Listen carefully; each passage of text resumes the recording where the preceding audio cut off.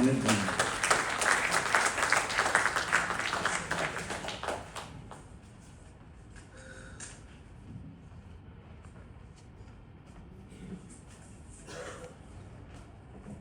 দশভুজা বাঙালির মূল পর্বে আসছি। প্রতি বছর আমাদের প্রিয় ফাদাররা আমাদের মতোই অপেক্ষা করেন আজকের এই দিনটির। ফাদার অধ্যক্ষ প্রতিবার আমাদের বলেন, এমন মানুষদেরও সম্মান দিও যাদের সহায়তায় পাল্টে যাচ্ছে প্রচুর জীবন, উপকৃত হচ্ছে সমাজ, সভ্যতা। যার কথা বলবো তার জীবনের প্রায় সবটা জুড়েই মানুষের জীবন বদলের প্রয়াস। 1988 সালে মানব সম্পদ উন্নয়ন দপ্তরের স্বেচ্ছাসেবক হিসেবে যোগ দিয়েছিলেন। তারপর ইউনাইটেড নেশনস, ইউনিসেফ, অক্সফোর্ড বিশ্ববিদ্যালয়, কেমব্রিজ বিশ্ববিদ্যালয়ের মতন দেশ বিদেশের নন্দিত সব প্রতিষ্ঠানের হয়ে কখনো স্বেচ্ছাসেবক হিসেবে, কখনো পরামর্শদাতা হিসেবে কাজ করেছেন। 1990-এর শুরুর দিকে আনুষ্ঠানিকভাবে যাত্রা শুরু করে তার সংস্থা organisation for friends, energies and resources, সংক্ষেপে অফার।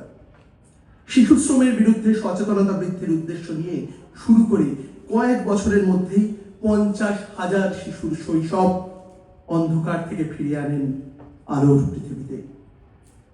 2000 সালে শুরুর দিকে এইচআইভি আক্রান্ত 3 শিশুকে নিয়ে তিনি প্রতিষ্ঠা করেন আনন্দ ঘর।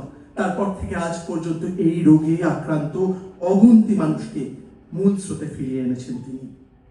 ভিন্নভাবে সক্ষম শিশুদের বিরামহীনভাবে কাজ করে ভিন্নভাবে সক্ষম শিশুদের মূল স্রোতে ফিরিয়ে আনছে তাদের সংস্থা আপনজন।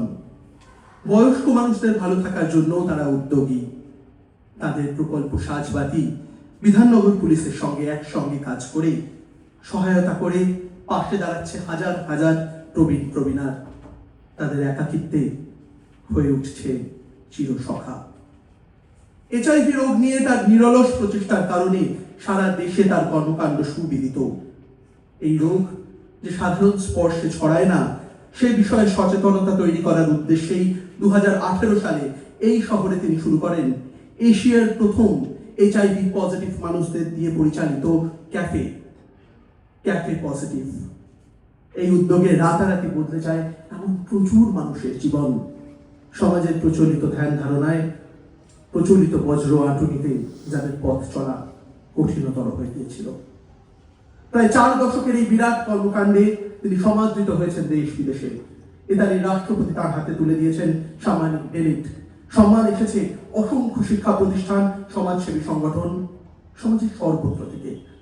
কিন্তু এত সবকিছু পরেও তিনি পথ চলা থামিয়ে দেননি, কারণ তিনি স্মরণে রেখেছেন উদ্দেশ্যত, জাগ্রত, প্রাপ্য বরাল নিবোধ হতো। তাই লক্ষ্য অর্জন না হওয়া পর্যন্ত তার বিরাম নেই।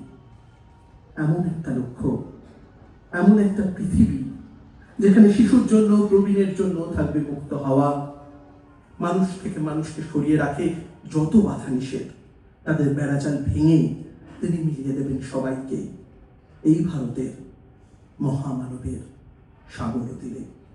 দশভুজা বাঙালি 2026 বিশিষ্ট সমাজসেবী শ্রী কল্লোল ঘোষ।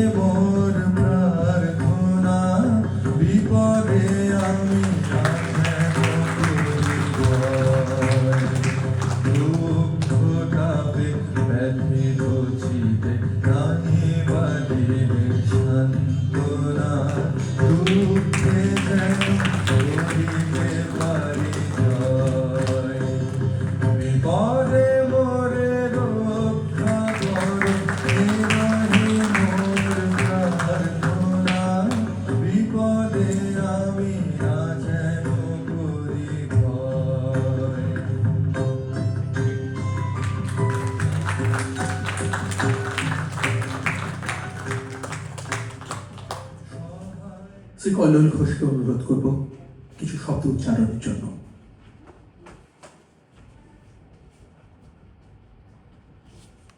শুভ সন্ধ্যা। কাজ করি, খুব ভালো করে কথা বলতে পারি না, কিন্তু সঞ্চালক এত চমৎকার করে, এত ছোট করে, সুন্দর করে আমার কাজের কথা আপনাদের জানিয়ে দিয়েছেন।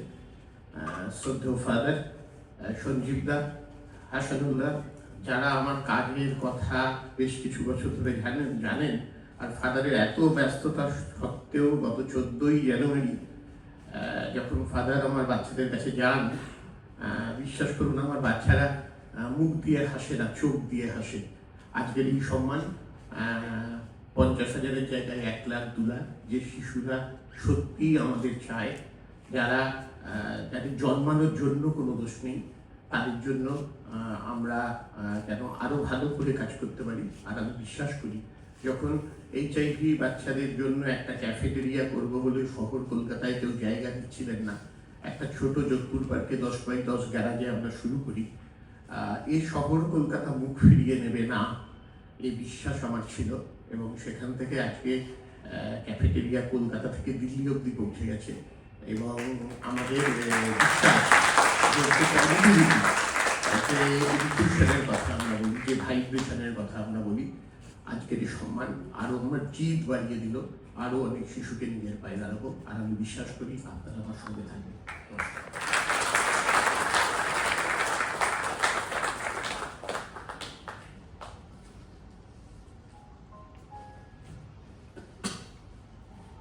সঙ্গে থাকার আশ্বাস দিয়েই পরের গল্পটায় যাব।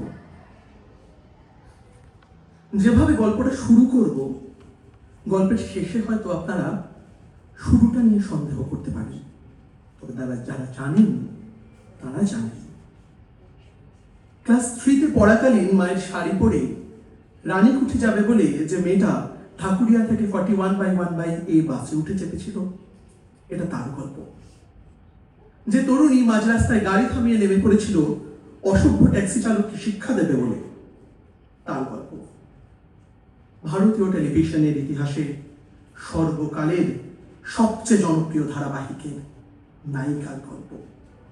উইকিপিডিয়া বলছে একটা দীর্ঘ সময় তিনি ভারতের সবচেয়ে দামি অভিনেত্রী থেকেছেন। তবে এই মেয়েবেলার গল্পটা শুরু হয়েছিল কলকাতার এক যৌথ মধ্যবিত্ত পরিবারে। যে মেয়েটা হিন্দি বলতে গিয়ে হোঁচট খেত, রবীন্দ্রসঙ্গীতের বাইরে যার দুনিয়াটা ছিল খুব ছোট, সেই একদিন হিন্দি টেলিছবি নিরুপমাতে সুযোগ পেল। তারপর দীর্ঘ 3 দশক ধরে হিন্দি ধারাবাহিকের মুখ থেকেছেন তিনি। কানুন, চন্দ্রকান্তা, করম আপনা আপনা, কস্তুরী। একটা সময় ছিল যখন দেশ জুড়ে দোকানপাট বন্ধ হয়ে যেত দূরদর্শনে মহাভারত শুরু হলে। আজও ভারতের ইতিহাসে প্রায় কিংবদন্তি হয়ে ওঠা মহাভারতের দ্রৌপদী তিনি কুরু বংশের সামনে প্রশ্নচিহ্ন। কিন্তু মুম্বাইয়ের ব্যস্ততম অভিনেত্রী হয়েও শহর কলকাতাকে ছাড়তে পারলেন কই। বাড়িতে চিরকুট পাঠিয়ে প্রভাত রায় ডেকে পাঠিয়েছিলেন প্রতীক ছবির জন্য। তারপর থেকে গৌতম ঘোষের পদ্মা নদীর মাঝি, অপনা সেনের যুগান্ত, ঋতুপর্ণ ঘোষের অন্তর্মহল, খেলা, অঞ্জন চৌধুরীর অঞ্জন দত্তর দত্ত ভার্সেস দত্ত, চৌরাস্তা, সৃজিত মুখার্জির হেমলক সোসাইটি, অঞ্জন দাসের যারা বৃষ্টিতে ভিজেছিল, শেখর দাসের মহুলবনী সেরিং, ক্রান্তিকাল, দেবেশ চট্টোপাধ্যায়ের নাটকের মতো। এই তালিকা যদি বড্ড বেশি দীর্ঘ মনে হয়, তবে হিন্দিতে মৃণাল সেনের একদিন আচানক, রাজকুমার কোহলির বিরোধী কিংবা অনুরাগ বাসুর বরফি সাজিয়ে দিতে পারে সেই কাজের বিশালতায়। 40-এর উপর টেলিসিরিজে অভিনয় করেছেন, আছে টেলিফিল্ম, আছে রেডিও অনুষ্ঠান। অন্তর্মহলের জন্য ওশিয়ানে জুরি পুরস্কার, ক্রান্তিকালের জন্য ঢাকা আন্তর্জাতিক চলচ্চিত্র উৎসবে সেরা অভিনেত্রীর পুরস্কার সহ তার আলমারি জুড়ে দেশ বিদেশের প্রশংসা, স্বীকৃতি। 2005 সালে ইন্ডিয়ান এক্সপ্রেস তাকে দেশের অন্যতম শক্তিশালী অভিনেত্রী হিসেবে শিরোপা দেয়। আর অবাক লাগলেও সত্যি, তিনি জাতীয় পুরস্কার পেয়েছেন শ্রেষ্ঠ গায়িকা হিসেবে। বেশ কয়েক বছর ধরে রাজ্যসভার সাংসদ থাকার পর তিনি আবার ফিরে এসেছিলেন দর্শকদের কাছে। তাকে আমরা পেয়েছি একেবারে অন্যভাবে, ডাকাত মায়ের চরিত্রে, রঘু ডাকাত চলচ্চিত্রে। যে মানুষটা টেলিসিরিয়ালের কুটকচালের মধ্যে থাকবেন না বলে জনপ্রিয় ধারাবাহিক ছেড়ে বেরিয়ে আসেন, অনেক খেসারত দিয়েও যিনি সত্যি বলাটা থামাতে পারেন না। রাজ্যসভায় বক্তব্য রাখতে গিয়ে যিনি অঝরে কেঁদে ফেলেন, তার দাম তো বেশি হবেই। রাজ্যের অন্যতম শ্রেষ্ঠ বিনিয়োগ পরামর্শদাতা বসে আছেন সামনে, তিনি তো কবেই বলে দিয়েছেন চাহিদা যোগানের তত্ত্ব মেনে রূপার দাম কমবে না। দশভুজা বাঙালি 2026 স্বনামধন্য অভিনেত্রী শ্রীমতী রূপা মুখোপাধ্যায়।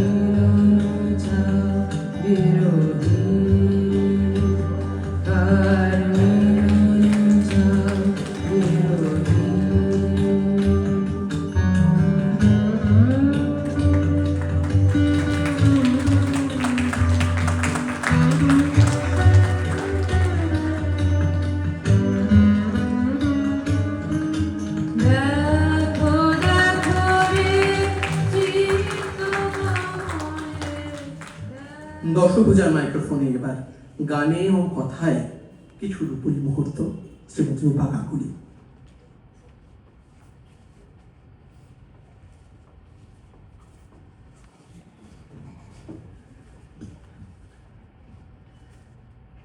এখানে উপস্থিত সকলকে আমার নমস্কার, গুরুজনদের আমার প্রণাম।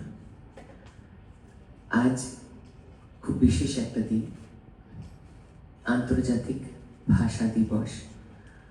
আমার বারবার মনে পড়ে যায় আমার বাবার জন্মভূমির কথা। আমি ফার্স্ট জেনারেশন উদ্বাস্তু। আমার বাবা মা সকলেই এবং পুরো পরিবারই বাংলাদেশের।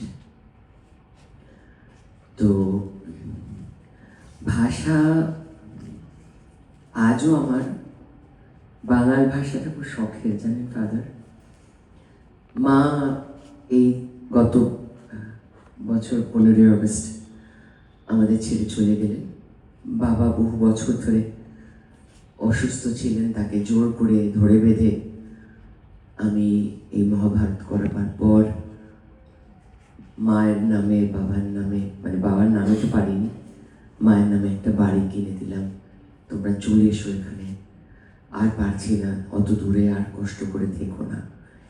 সেই বাবা মায়ের সঙ্গে আমি বাংলা ভাষায় কথা বলতাম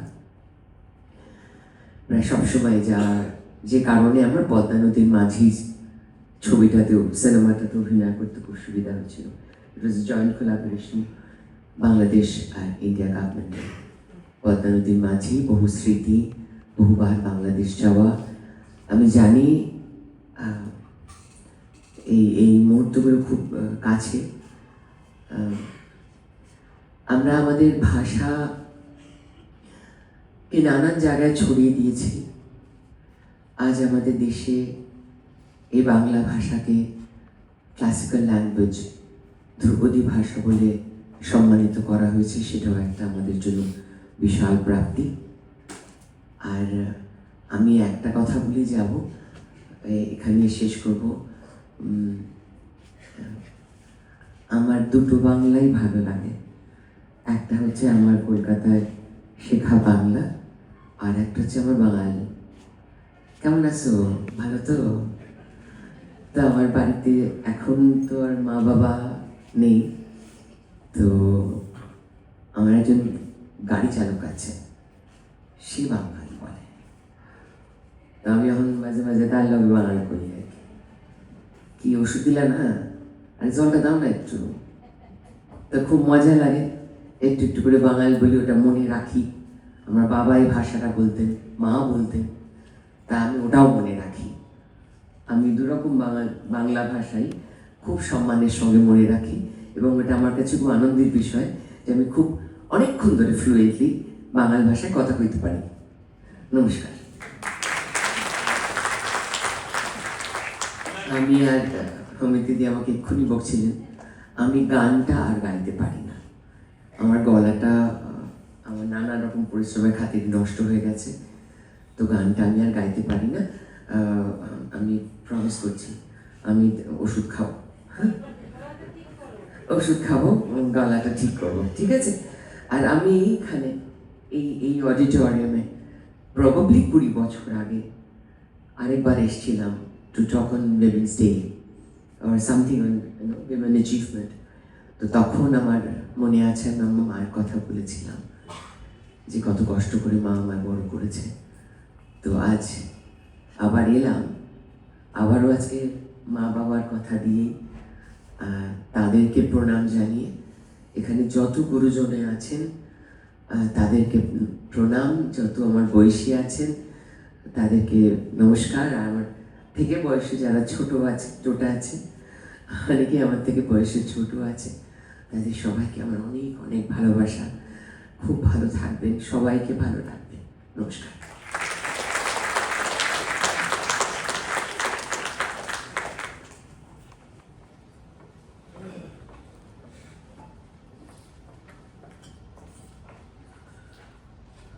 বিভিন্ন মঞ্চে বারবার আলোচনা হয় কিভাবে এবং কেন বাঙালির বই পড়ার প্রতি আগ্রহ কমে যাচ্ছে। রিলের দুনিয়ায় মনোসংযোগ নষ্ট হচ্ছে বারবার। এই যে কিছুদিন আগে শর্ট থেকে একটা মেলা হয়ে গেল, যেটাকে আমরা ভালোবেসে খাদ্য মেলায় পরিণত করলাম। কিছু বইও কিনলাম ঘর গোছানোর জন্য, কিন্তু বই পোকাটা ঠিক কেমন হন। এবার তেমনই এক বই পোকার গল্প বলবো। এই গল্পটা মূলত পিছনের সারিতে বসে থাকা ছাত্রছাত্রীদের জন্য, যারা ভাবছো পরের সেমিস্টারেরটা ইউটিউব দেখেই পড়াশোনা করে ফেলবে। সেই ছেলেটার গল্প, যার জীবনের বেশিরভাগ সময় কেটেছে বই পড়ে, ডিবেট করে, কুইজ করে, ফুটবল খেলে। এত মজা করলাম তার কারণ এর পরের অংশটায় একদমই মজা নেই, বরং বড্ড সিরিয়াস। বাবা প্রশাসনিক কাজে যুক্ত থাকায় বারবার তাকে এক রাজ্য থেকে অন্য রাজ্যে ঘুরে বেড়াতে হতো। নতুন স্কুল, নতুন বন্ধু, কিন্তু প্রিয় বন্ধু যার বই তিনি কখনো দমেননি। জেসুইট শিক্ষায় লালিত মস্তিষ্ক একদিন প্রশাসনিক ক্ষেত্রে পদার্পণ করল। 1992 আইএএস উত্তীর্ণ হওয়ার পর তার সুদীর্ঘ কর্মজীবনে তিনি কাটিয়েছেন দিল্লিতে, রাজ্যের বিভিন্ন প্রান্তে। থেকেছেন বীরভূমের জেলা শাসক, জলপাইগুড়ির ডিভিশনাল কমিশনার, সামলেছেন কলকাতা মেট্রো উন্নয়ন পর্ষদ, নৌ পরিবহন, পশ্চিমবঙ্গ ক্ষুদ্র শিল্প উন্নয়ন নিগম, বিদ্যুৎ উন্নয়ন নিগম, গোর্খা টেরিটোরিয়াল অ্যাডমিনিস্ট্রেশন। সচিব হিসেবে সামলেছেন পঞ্চায়েত দপ্তর, উত্তরবঙ্গ উন্নয়ন দপ্তর, যুব কল্যাণ ও ক্রীড়া এবং শ্রম দপ্তর। রাজ্য প্রশাসনের অন্যতম দায়িত্ববান আমলা হিসেবে একদিকে যেমন সামলেছেন অশান্ত পাহাড়কে, অন্যদিকে তেমনই সক্রিয় ভূমিকা নিয়েছেন তারাপীঠের পরিকাঠামোর সার্বিক মান উন্নয়নে। বর্তমানে পশ্চিমবঙ্গের অতিরিক্ত মুখ্য সচিব তিনি। সব্যসাচীর মতো সামলাচ্ছেন পর্যটন দপ্তর এবং অপ্রচলিত শক্তি দপ্তর। এত ব্যস্ততার মাঝেও সেন্ট জেভিয়ার্সের ডাকে যে তিনি বারবার সাড়া দেন, তার কিছুটা কৃতিত্ব কিন্তু তার জাভেরিয়ান অর্ধাঙ্গিনীরও প্রাপ্য। এমন একজন মানুষ যিনি চাইলেই থেকে যেতে পারতেন দিল্লিতে, তার দক্ষতার কারণে এতদিনে কেন্দ্রের রাজধানীতে ক্ষমতার শীর্ষে পৌঁছে যেতেন। কিন্তু তিনি তো বেঙ্গল ক্যাডার নিয়েই ছিলেন বাংলায় কাজ করার জন্য, তাই ফিরে যাননি আর। কাজ করেছেন এই রাজ্যে, এই ভাষায়। কালিম্পংয়ের কাফের গাঁও থেকে পুরুলিয়ার মুরগুমা, তিস্তা থেকে সুবর্ণরেখা, পায়ের তলায় সর্ষে নিয়ে সোনার বাংলাকে সাজাচ্ছেন তিনি পর্যটকদের জন্য। হাতে রেখে বই দশভুজা বাঙালি 2026, পশ্চিমবঙ্গের মাননীয় অতিরিক্ত মুখ্য সচিব শ্রী বরুণ কুমার রায়, আইএএস।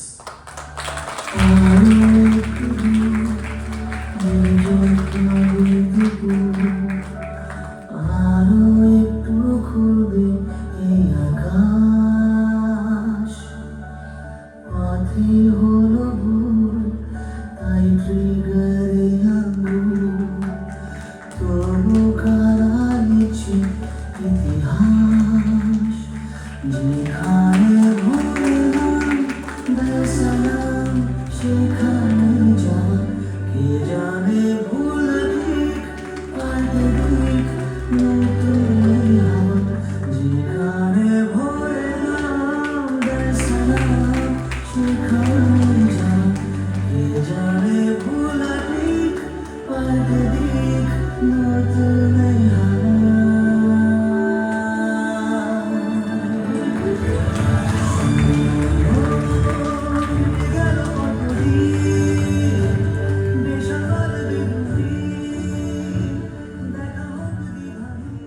প্রোটোকলের গ্যারাকল কাটিয়ে দর্শকপ্রচার মঞ্চে শ্রী বরুণ কুমার রায়।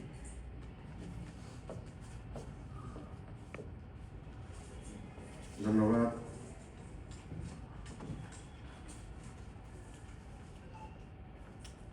শ্রদ্ধেয় প্রিন্সিপাল ফাদার ডমিনিক সাভিও, শ্রদ্ধেয় রেক্টর ফাদার জাকারিয়া জোসেফ, উপস্থিত সহ পুরস্কার প্রাপকগণ, উপস্থিত সুধীবৃন্দ, ভদ্রমণ্ডলী, শুভ সন্ধ্যা। প্রথমেই আপনাদের সকলকে আমার নমস্কার এবং আন্তরিক শুভেচ্ছা জানাই। আজ আমার জন্য নিতান্ত আনন্দের দিন। আজ আমি নিজেকে সত্যি ধন্য এবং গর্বিত মনে করছি যে Saint Xavier's college alumni association এবং Saint Xavier's college Bengali literary society আমাকে দশভূজা বাঙালি সম্মানে সম্মানিত করার সিদ্ধান্ত নিয়েছে। আমি জানি না এই সম্মান আমার প্রাপ্য কিনা, তবে আমি এটা অবশ্যই জানি যে ভালোবাসা আমি সেন্ট জেভিয়ার্স কলেজ ফ্র্যাটার্নিটির কাছে পেয়েছি সেটা অতুলনীয়। সেন্ট জেভিয়ার্স কলেজের সঙ্গে আমার সম্পর্ক অত্যন্ত আন্তরিক। আমার অর্ধাঙ্গিনী এই কলেজের রাষ্ট্রবিজ্ঞানের প্রাক্তন ছাত্রী। আমাদের দুই সন্তান, দুই কন্যাই অর্থনীতিতে বিএসসি অনার্স করার পর Indian institute of management Ahmedabad থেকে MBA করছে। বলা বাহুল্য যে আমরা এই শিক্ষা প্রতিষ্ঠানের কাছে আন্তরিকভাবে কৃতজ্ঞ যে আমাদের দুই কন্যাকে উপযুক্ত শিক্ষা প্রদান করেছে। আমার নিজস্ব আক্ষেপ যে আমি সেন্ট জেভিয়ার্স কলেজে পড়ার সুযোগ পাইনি, তার মূল কারণ আমি প্রবাসী বাঙালি এবং আমার বাবা মা চাকরি সূত্রে উত্তর ভারতে বহুদিন বসবাস করেছে। আমার শিক্ষা পাটনা, দিল্লি এবং কানপুরের জেসুইট স্কুল এবং ক্রিশ্চিয়ান কলেজে হয়েছে।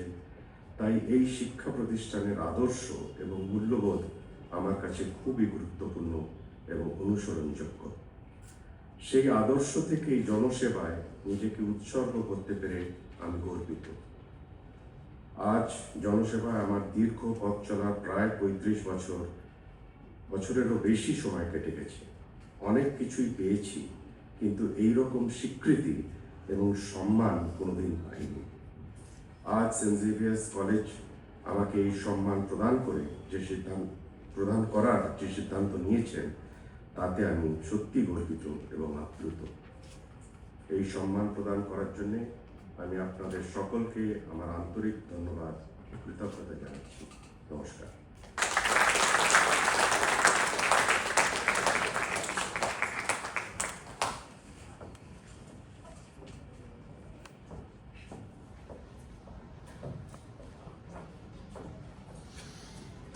2020 সালের ফেব্রুয়ারি মাস। দশভূজা বাঙালি হওয়ার পর ক্লান্ত আমরা দাঁড়িয়েছিলাম জেভিয়ার্সের কোয়াড্রাঙ্গেলে। কেউ কখনো ভাবিনি পরের বছর দশভূজা বাঙালিটা হবে না। কেউ ভাবিনি 2 বছরের জন্য বন্ধ হয়ে যাবে ক্যাম্পাস। ভাবিনি হারাতে হবে বহু স্বজনকে। 2 বছর হয়ে উঠবে অস্তিত্ব রক্ষার জন্য জীবন সংগ্রাম। নিজের প্রতিবেশীর মুখ না চিনলেও রাজ্যের প্রথম কোভিড আক্রান্তের নারী নক্ষত্র তখন জেনে গিয়েছিল পশ্চিমবঙ্গ। প্রত্যেক ঘরেই তারপর কম বেশি হানা দিয়েছে করোনা। দিনের পর দিন বাড়িতে বসে দেখেছি কিভাবে একটা যুদ্ধে পরিণত হলো কোভিড অতিমারী। পরিজনদের চিন্তা দূরে সরিয়ে কিছু মানুষকে সামনে থেকে লড়তে দেখেছিলাম এই অতিমারীতে। আজ হয়তো অতীত থেকে অনেকটা এগিয়ে এসেছি আমরা, কিন্তু কোভিড আমাদের চিনিয়েছে এমন সব মানুষদের যাদের আলোকিত হতে স্পটলাইটের প্রয়োজন হয়নি, তেমনই এক মহিয়সীর গল্প। লেকের ধারে যেখানে খুব ভালো ফুচকা পাওয়া যায়, সেখানেই কমলা গার্লস। বার্ষিক পুরস্কারের দিন দিদিমণিরা দেখতেন দুই যমজ বোনই নিয়ে যাচ্ছে সব বিষয়ে সেরার পুরস্কার, আর তাদের দৌলতে ফার্স্ট সেকেন্ড হওয়ার জয়ই নেই কারোর। তারপর কমলা গার্লস থেকে লেডি ব্রেবন হয়ে ন্যাশনাল মেডিকেল কলেজে ভর্তি হলো যে বোনটি, তার মোটেও ডাক্তারিকে ভালো লাগতো না, বরং অঙ্কেই উৎসাহ ছিল বেশি। ন্যাশনাল মেডিকেল কলেজের পর কস্তুরবা গান্ধী মেডিকেল কলেজ থেকে স্নাতকোত্তর এবং জাপানের কিউশো বিশ্ববিদ্যালয় থেকে ডক্টরেট। 1994 তিনি যোগ দেন ইন্ডিয়ান কাউন্সিল ফর মেডিকেল রিসার্চের বৈজ্ঞানিক হিসেবে কলকাতার national institute of cholera and enteric disease বা নাইটসেরে। তারপর একটা লম্বা দৌড়ে 2016 নাইটসেরের অধিকর্তা হিসেবে স্থলাভিষিক্ত হন তিনি। সুবৃহৎ কর্মপরিসরে তিনি কাজ করেছেন টাইফয়েড নিয়ে, কলেরা নিয়ে, HIV সহ বিভিন্ন ভাইরাস নিয়ে কাজ করেছেন জনস্বাস্থ্যের ওপর। গুগল স্কলার বলছে দেশ বিদেশের বিভিন্ন পত্র পত্রিকায় তার 500-র ওপর গবেষণামূলক প্রবন্ধ প্রকাশিত হয়েছে, যা তারপর আরো প্রায় 15,000 প্রবন্ধে ব্যবহার করেছেন বৈজ্ঞানিকরা। কোভিড অতিমারির সময় দেশের প্রথম এবং সর্বাধিক কোভিড টেস্ট করার দায়িত্বে থেকেছে ICMR। তার নেতৃত্বে এক বিরাট সংখ্যক গবেষক দিবারাত্র ব্যস্ত থেকেছে রাজ্যের মানুষের কোভিড পরীক্ষায়। যে RT-PCR টেস্টের কথা মানুষের মুখে মুখে ঘুরত, গবেষণালয়ে নিদ্রাহীন কাটিয়েছেন তারা সেই পরীক্ষায়। তিনি নিজেও দুবার আক্রান্ত হয়েছেন কোভিডে, কিন্তু তারপর ফিরে এসেছেন, ঘোড়ার লাগাম আবার নিজের হাতে টেনে নিয়েছেন। দূরে কোথাও বেজেছে অহম রুদ্রে কৃত সুফিষ্টেরা ম্যহম। কেটে গেল বেশ কয়েকটা বছর। কোয়ারেন্টাইন, নিউ নর্মাল, লকডাউনের মতো শব্দগুলো হারিয়ে গিয়েছে আমাদের জীবন থেকে, কিন্তু বিস্মৃত হয়নি সেই মানুষদের, মনে রেখে দিয়েছি তাদের। টেলিভিশনের দৌলতে যাদের মুখগুলো একসময় ঈশ্বরের মতো মনে হতো আমাদের, তাদের মুখ থেকে একটা সুখবর পেলে মনে হলো নতুন ভোর। তেমন একজন মানুষ, যার দৌলতে অতিমারির অন্ধকারে আলো এসেছিল, ভেঙে পড়ার আগেও ঘুরে দাঁড়িয়েছিল মানুষ। তিনিই তো শক্তি আনেন, স্পন্দন আনেন। অকাল বোধনের বসন্তে তিনিই জাগিয়ে তোলেন তোমাকে, আমাকে, উমাকে। দশভুজা বাঙালি 2026 ICMR নাইসেরের প্রাক্তন অধিকর্তা জনস্বাস্থ্য গবেষক ডাক্তার শান্তা দত্ত।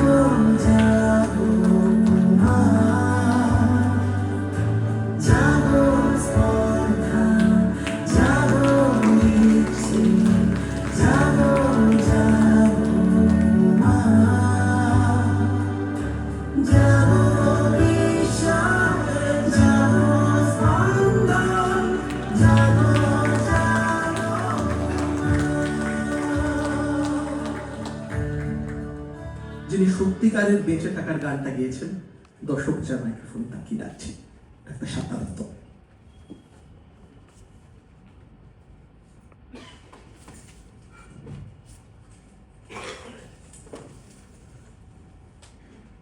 শুভ সন্ধ্যা।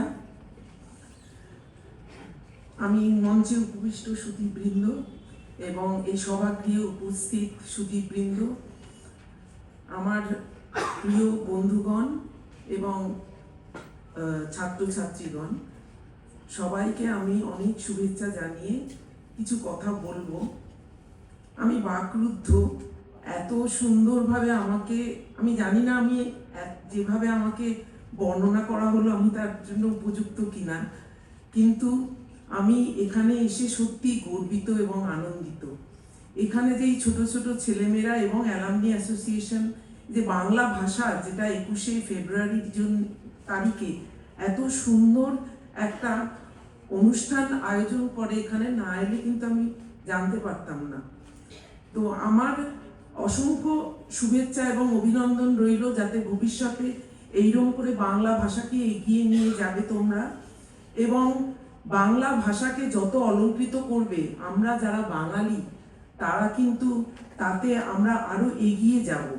কেননা প্রথম শিশু যে ভাষায় কথা বলে সেটাই মাতৃভাষা।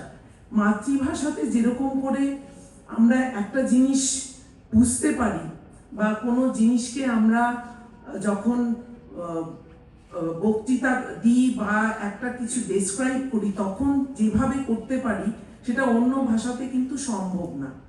কিছু কিছু উন্নত দেশে মাতৃভাষাতেই কিন্তু তারা উচ্চশিক্ষা করে, যেটা আমাদের এখানে সম্ভব হয় না, কেননা আমাদের উচ্চশিক্ষার বইগুলো সবসময় আমরা মাতৃভাষাতে পাই না। কিন্তু এইসব অনুষ্ঠানের মধ্যে অবশ্যই আমাদের কালচারালি বা সংস্কৃতিতে আমরা আমাদের বাঙালি, আমরা আমাদের সংস্কৃতি এত উন্নত যে সেই সংস্কৃতিকে যদি আমরা এগিয়ে নিয়ে যেতে চাই, আমাদের বাংলা ভাষা জানতেই হবে। এবং বাংলা ভাষার জন্য আমাদের এখানে মনে রাখা উচিত যে এই বাংলা ভাষার জন্য কিছু লোক শহীদ হয়েছেন, এবং সেই জন্যই ইউনেস্কো এই 21শে ফেব্রুয়ারি দিনটিকে বাংলা আন্তর্জাতিক মাতৃভাষা দিবস হিসেবে তাকে গুরুত্ব দিয়েছে, এবং এটাকে জাতীয় শহীদ দিবস হিসেবেও বলা হয়। তো আমি প্রত্যেক বছরেই এটা যে হয় এটা জেনে খুব খুশি হয়েছি যে এখানে, এটা এমনিতে আমরা বাইরে থেকে মনে করি যে এখানে সবসময় হচ্ছে এটা খ্রিস্টান স্কুল এবং খ্রিস্টান সমস্ত জিনিসই এখানে ফলো করা হয়, কিন্তু বাংলা, আমি শুনলাম এখানে বাংলা ভাষার একটা এখন ডিপার্টমেন্টও আছে এবং অনার্স তাদেরকে ডিগ্রিও দেওয়া হয়। তো আমি সবাইকে অসংখ্য ধন্যবাদ জানাচ্ছি, বিশেষত ফাদার এবং মিস্টার কোনার, আপনারা আমাকে যে উপযুক্ত মনে করেছেন এবং এখানে আসবার সুযোগ করে দিয়েছেন, এই জন্য অনেক ধন্যবাদ জানাচ্ছি। এই কথা বলে আমি আজকে সবাইকে শুভেচ্ছা জানিয়ে আমি বক্তব্য শেষ করছি।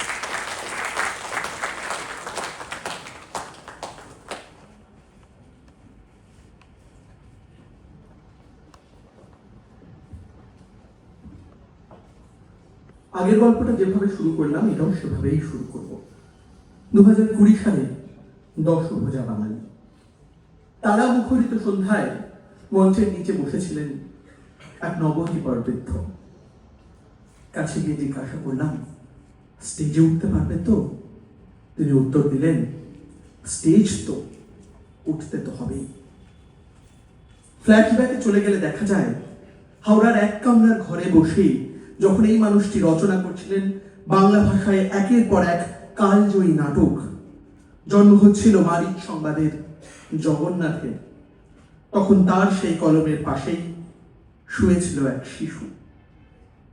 সাদা খাতার মতোই নীরব ছিল তার উপস্থিতি। ধীরে ধীরে তার ঘুম ভাঙল। অভিনেতা হওয়ার স্বপ্ন দেখা সেই কিশোর অভিনয় করলেন মাধব মালঞ্চী কন্যা, কবির, জগন্নাথ সহ বেশ কিছু নাটকে।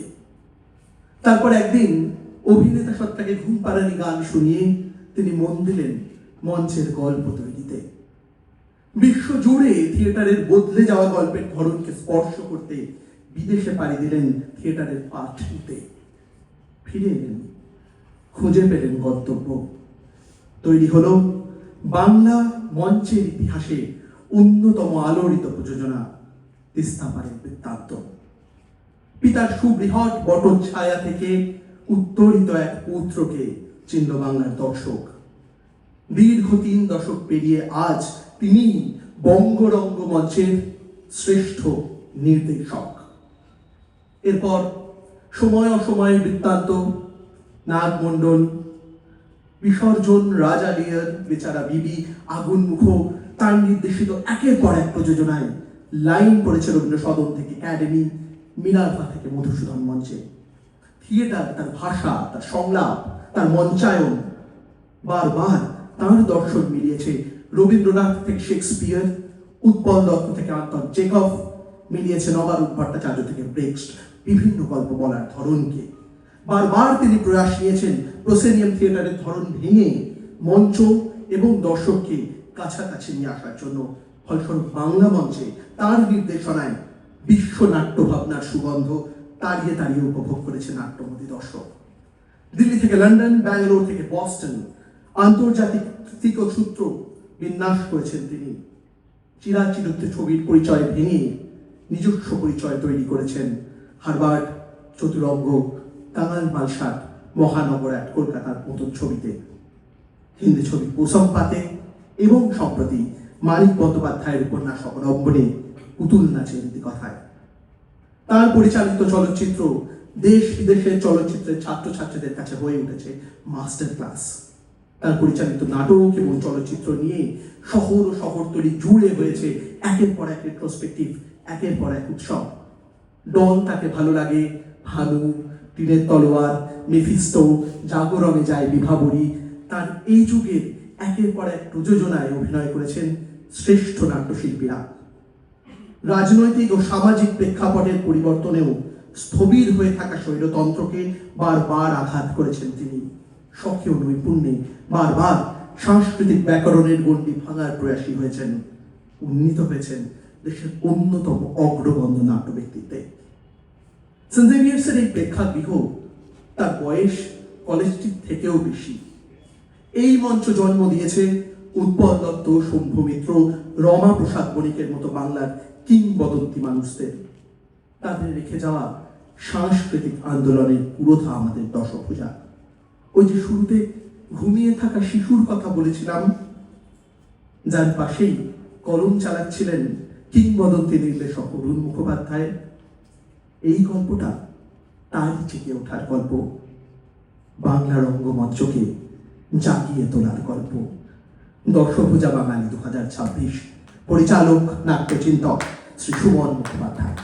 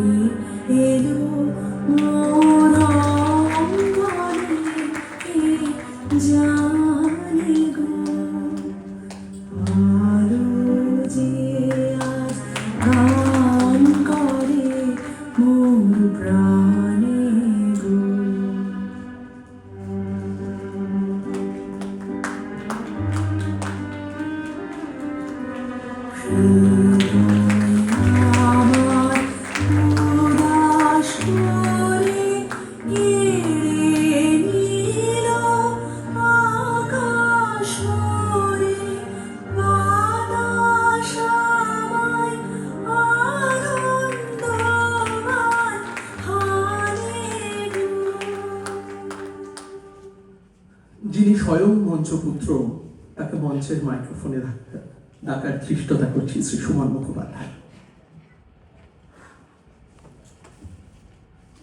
নমস্কার, শুভ সন্ধ্যা। মঞ্চে উপবিষ্ট মাননীয় ফাদার এবং অন্যান্যরা এবং দর্শক যারা এসছেন এবং আমার সহযোগী পুরস্কার প্রাপকরা, সবাইকে আমার প্রণাম এবং নমস্কার জানাই, ভালোবাসা জানাই। সেন্ট জেভিয়ার্স প্রাক্তনী এবং বঙ্গীয় সাহিত্য সমিতি তাদের উদ্যোগে এরকম একটা অনুষ্ঠান যে এত বছর ধরে হচ্ছে, এই বিশেষ নির্দিষ্ট দিনটিতে, যেটি আন্তর্জাতিক ভাষা দিবস হিসেবে চিহ্নিত, মূলত বাংলা ভাষার কারণেই হয়তো, এবং যে বাংলা ভাষার নিরলস চর্চা শৈশব কৈশোর থেকে শুরু করে চেষ্টা করেছি করার, এবং এমন সহমর্মী মানুষ যারা ক্রমাগত ভাবছেন বাংলা ভাষা নিয়ে, ক্রমাগত অনুশীলন করেছেন বাংলা ভাষার চর্চাকে, বাংলা ভাষা নিয়ে কাজ করে চলেছেন, এবং বিশেষভাবে এমন একটা নির্দিষ্ট দিন বেছে নিয়েছেন সম্মান জানানোর জন্যে। তার জন্য তো সম্মানিত তো বটেই, এবং আমি কৃতজ্ঞতা জানাই আয়োজকদের যে আমাকে এই সম্মান দেবার জন্যে। সমিতি, সমাবেশ একটা ভাষাকে ঘিরে ক্রমাগত কমে যাচ্ছে। সমাবেশই তো আমাদের চিরকালের জোর, এবং আমি যে মঞ্চে কাজ করি সেটা সমাবেশের উপরেই দাঁড়িয়ে আছে, সেই অনুষঙ্গেই দাঁড়িয়ে আছে। এবং আমরা যে সংস্কৃতি গড়ে তুলেছি বা গড়ে তোলার চেষ্টা করছি, এবং যে ভাষা দিয়ে একটা সংস্কৃতি গড়ে ওঠে, একটা বুনট গড়ে ওঠে, একটা স্বাধিকার জন্মায়, স্বাতন্ত্র্য জন্মায় একটা জাতির, একটা ভাষা দিয়ে। সেই ভাষার যারা চর্চা করছেন তাদের নিশ্চয়ই প্রণাম এবং সালাম জানাই। এবং একটা জিনিস যেটা চেষ্টা করেছি, বাংলা সাহিত্যে যারা কাজ করেছেন, গদ্যকার, যেমন তিস্তাপাড়ের বৃত্তান্তের কথা উঠল, দেবেশ রায়, নবরণ ভট্টাচার্য, রবীন্দ্রনাথ ঠাকুর তো বটেই, মানিক বন্দ্যোপাধ্যায়, চেষ্টা করেছি দেশের বাংলা ভাষা নিয়ে যারা গদ্য নিয়ে কাজ করেছেন তাদের কাজগুলো কীভাবে মঞ্চে বা চলচ্চিত্রের পর্দায় একটি মঞ্চে ভাসে আমি সেটাকে পরিস্ফুট করতে পারি বা প্রকাশ করতে পারি। চেষ্টা করেছি দেশে বিদেশে পৌঁছে দিতে আমাদের আধুনিক গল্পকারদের কাহিনী, তাদের চরিত্রগুলো আমার নাটকের মাধ্যমে এবং চলচ্চিত্রের মাধ্যমে। যেখানেই গেছি পৃথিবীর, যে প্রান্তেই গেছি পৃথিবীর, নাট্য চর্চা করতে চেষ্টা করেছি বাংলা ভাষাকে পৌঁছে দিতে সেখানকার মানুষদের কাছে। এবং নাট্যভাস এবং চিত্রভাস তার নিজস্ব স্বাতন্ত্র্য দিয়ে নিশ্চয়ই ভাষাকে অতিক্রম করে, তেমনি ভাষাও ভাষাকে অতিক্রম করে তার নিজস্ব চিহ্ন দিয়ে, তার নিজস্ব বয়ান দিয়ে বলে আমার মনে হয়। এবং আজকের দিনের যে গানটা আমাদের কাছে অত্যন্ত প্রিয়, সেই একটি গান আছে, আমার ভাইয়ের রক্তে রাঙানো 21শে ফেব্রুয়ারি, আমি কি ভুলিতে পারি। নমস্কার। নাটকের গান গাইতে হচ্ছে, নাটকের গান আসলে যেটা ভীষণ ভালোভাবে প্রত্যেকটি ব্যাপারে বলছেন, আমাদের ভূমিকা তৈরি করেছেন। এই যে একটি নাটকের কথা ভুলে গেছিলেন বলতে, মাধব মানঞ্চি কন্যা, যেটা আমি সেই সময় মাধব চরিত্র অভিনয় করেছিলাম। এবং রূপা যে বাংলা ভাষার কথা বলল, আমি একদমই বাংলা ভাষা জানতাম না, কিন্তু বিভাস চক্রবর্তী আমাকে জোর করে নিয়ে এটি ময়মনসিংহ গীতিকায় নামিয়ে দিয়েছিলেন। তাই করেছে আমার আর মিলে পড়ালেখা করণ লাগতো না, সব মিলে আমি শিক্ষা ফেলাইছি। আমি হাওড়ার ছেলে, আমি ভাষা বলেছিলাম, কিন্তু ওইখানেই একটা গান ছিল, ওই একই সাথে লেহি পড়ি মাধব রে, ও মাধব কইয়া বুঝাই তরে, বইলা গেল মোর হাতের কলম মাধব রে, বইলে তুই দাও মোর হাতে রে, গুণের মাধব রে। নমস্কার।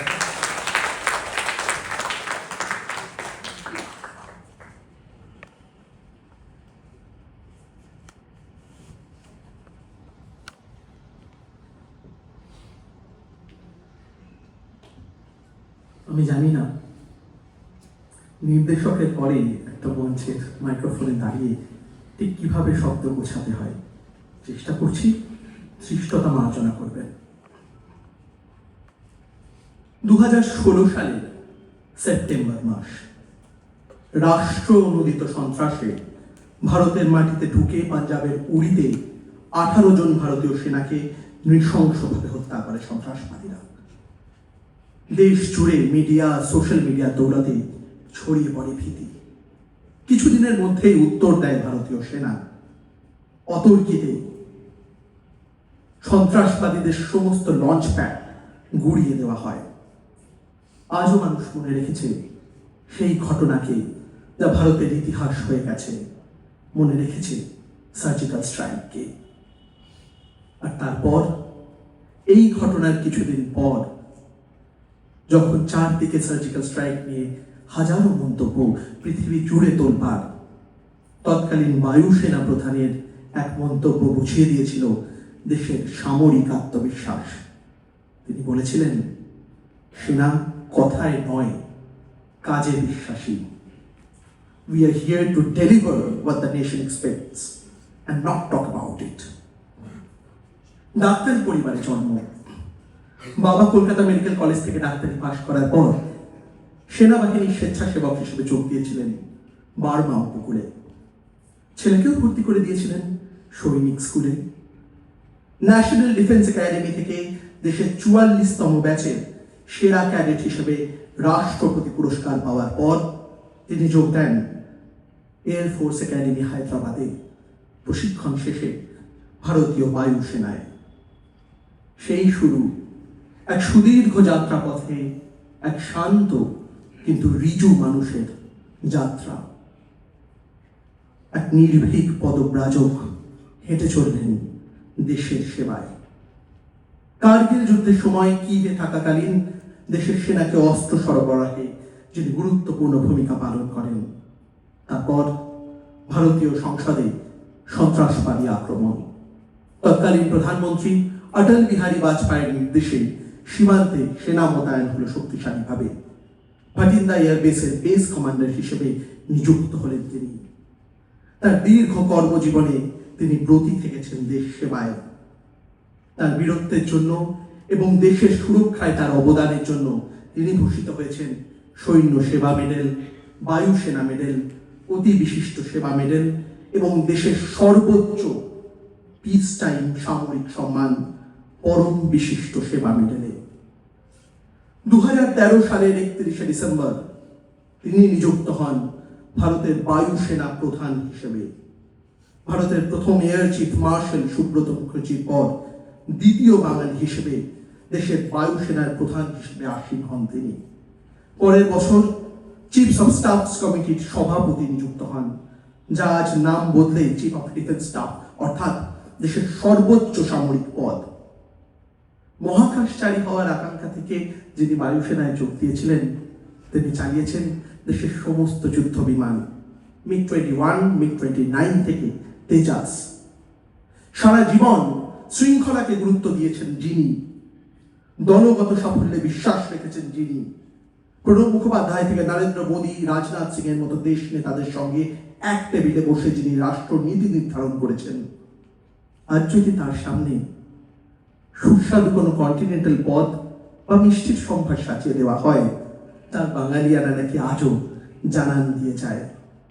বর্তমানে আসাম কেন্দ্রীয় বিশ্ববিদ্যালয়ের আচার্য হিসেবে আসেন তিনি এবং বলাই বাহুল্য খুঁজে চলেছেন এমন একটি প্রজন্মকে যাদের ইচ্ছাশক্তি, নৈতিকতা ও দক্ষতায় ভর দিয়ে ভারত আবার জগৎ সভায় শ্রেষ্ঠ আসন লবে।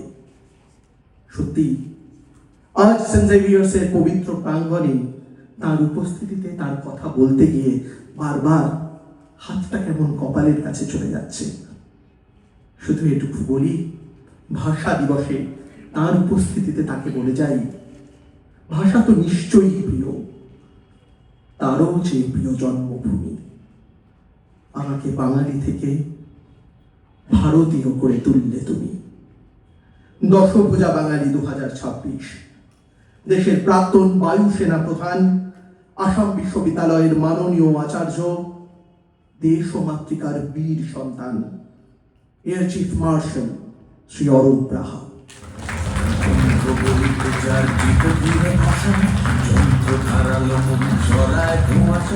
চলতে চলতে কত ঝুড়ি বোমা গুলি, কাচের দাপটে সবই হয়েছে মাদুলি।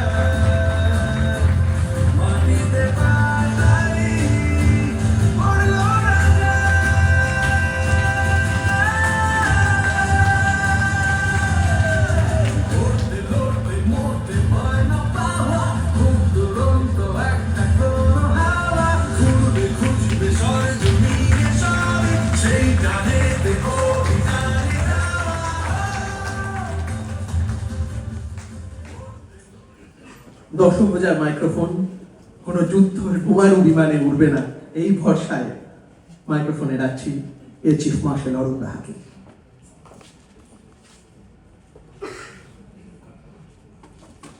নমস্কার। আমি কি বলবো ভেবে পাচ্ছি না। আমাকে যদি আপনারা বলতেন অপারেশন সিন্দুরের মতো একটা মিশনে আপনি চলে যান, শত্রু ঘাঁটি আক্রমণ করে চলে আসুন, আমার খুব ভালো লাগতো। কিংবা যদি বলতেন যে MiG-29 বিমান নিয়ে আপনি লো লেভেল এরোব্যাটিক্স করে আসুন, তাহলে কিন্তু আমার কোনো অসুবিধা হতো না। কিন্তু স্পিচ দেওয়া আমার অবশ্য সর্বপ্রথমে আমি আপনাদের সবাইকে, যারা এই সভাঘরে উপস্থিত আছেন এই অনুষ্ঠানে, বিশেষ করে এই কলেজের প্রধান ডক্টর স্যাভিওকে, অন্যান্য আধিকারিকদের এবং প্রাক্তনীদের আমার শুভেচ্ছা জানাতে চাই। আমি সত্যি গর্বিত যে আপনাদের মধ্যে আজ আসতে পেরেছি এবং আমাকে যেভাবে আপনারা সম্মানিত করলেন, সত্যি খুব আবেগপূর্ণ। আর আমি উচ্ছ্বাসিত, আমি সত্যি গর্ববোধ করছি। ধন্যবাদ আপনাদের এই অ্যাওয়ার্ডটা আমাকে দিয়েছেন সেই জন্যে। আমি একটা ব্যাপার কিছু বলতে চাই যে আমি অবশ্য বাইরে বাইরে পড়াশুনো করেছি, সৈনিক স্কুল পুরুলিয়াতে পড়াশুনো করেছি, তারপরে আর্ম ফোর্সেসের best institutions in the world আমি বলবো, ন্যাশনাল ডিফেন্স একাডেমি, এয়ারফোর্স একাডেমিতে প্রশিক্ষণ নিয়ে যখন আমি সফল হই, তখন ভারতের রাষ্ট্রপতি আমাকে ভারতীয় বায়ুসেনায় আধিকারিক হিসেবে, অফিসার হিসেবে এবং ফাইটার পাইলট হিসেবে নিযুক্ত করেন। তখন থেকে আমার সার্ভিস ক্যারিয়ার শুরু হয়। প্রায় 45 বছর আমি বায়ুসেনায় সার্ভিস করেছি। সেটা একটা বিরাট অনুভূতি। আর একটা আমার আক্ষেপ জীবনে, যে আমি কিন্তু জাভেরিয়ান নই।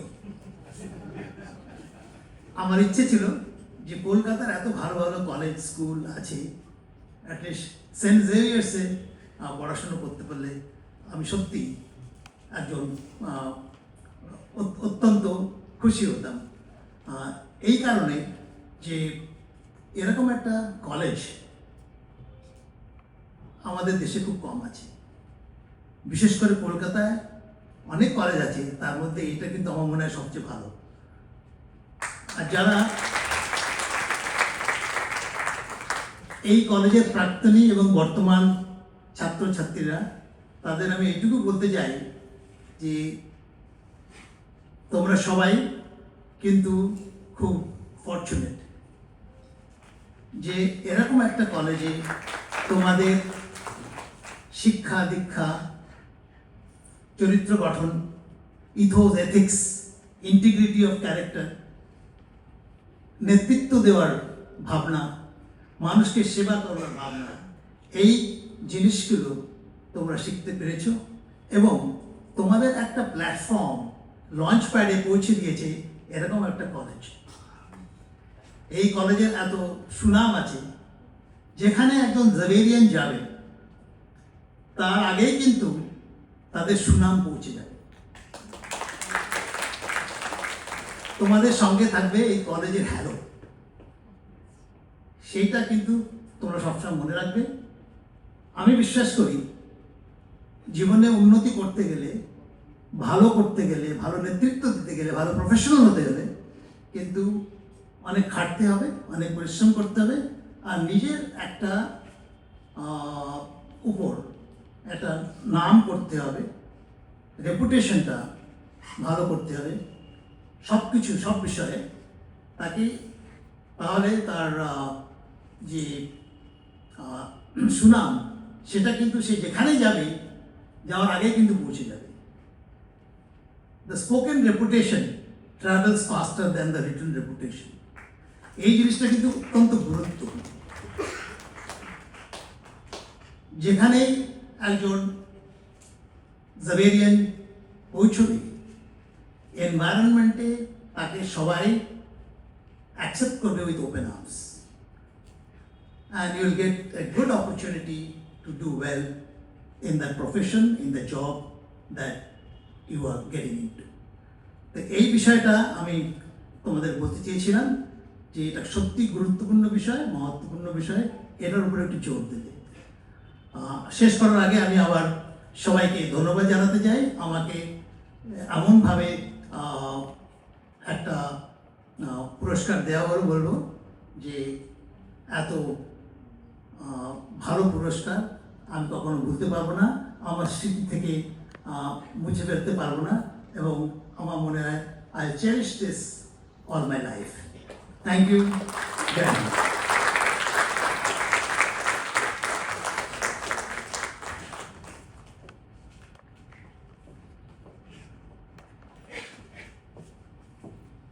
সত্যি কথা বলছি, সেন্ট জেভিয়ার্স প্রাঙ্গণ আজ ঋদ্ধ হলো এর চিফ মার্শাল অরূপ রাহার উপস্থিতিতে। চলে যাই পরের গল্পে।